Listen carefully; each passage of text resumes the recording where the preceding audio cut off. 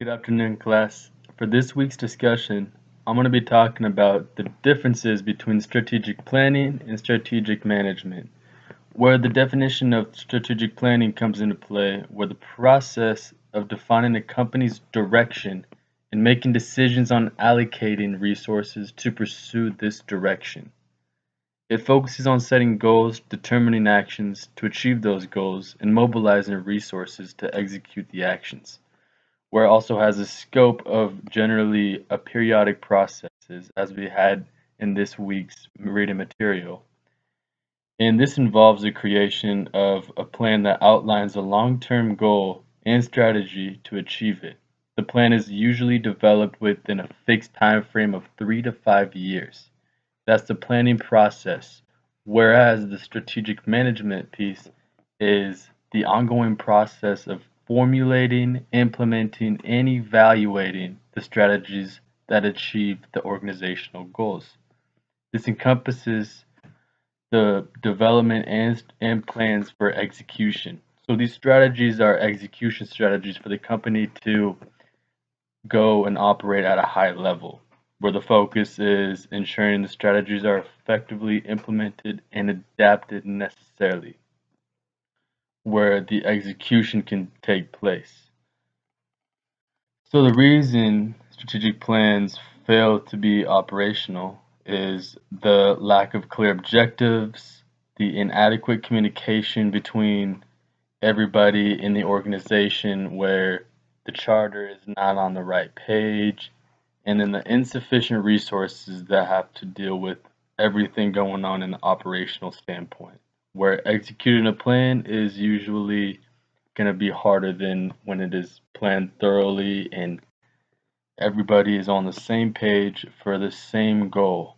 And this is where organizations tend to crumble.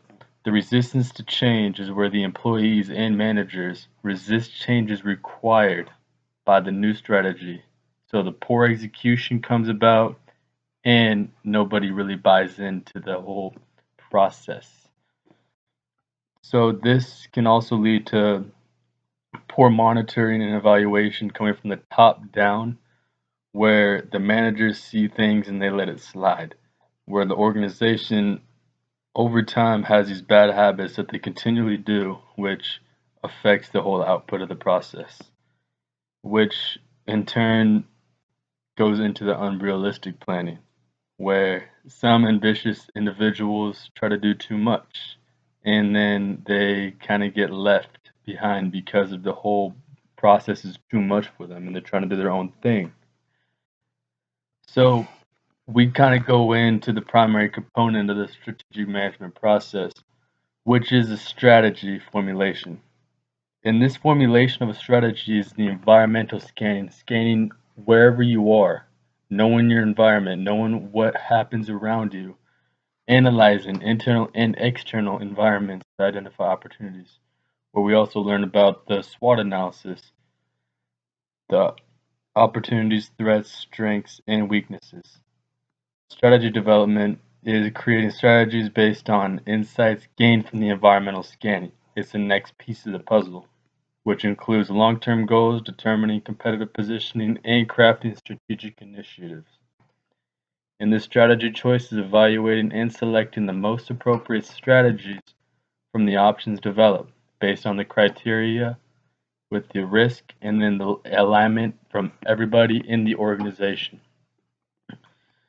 So this leads me to my last point, where the responsibilities of a strategic manager goes into the planning aspect of things to develop and refine an organizational strategic plan.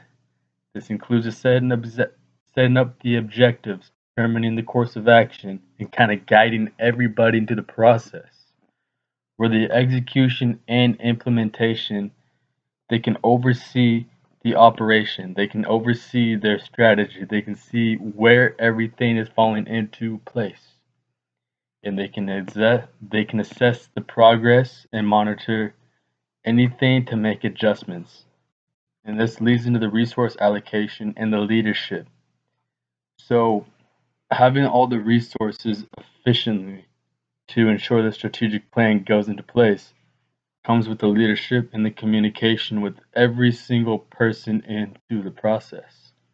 Because providing leadership guides the organization to pursue the strategic goals.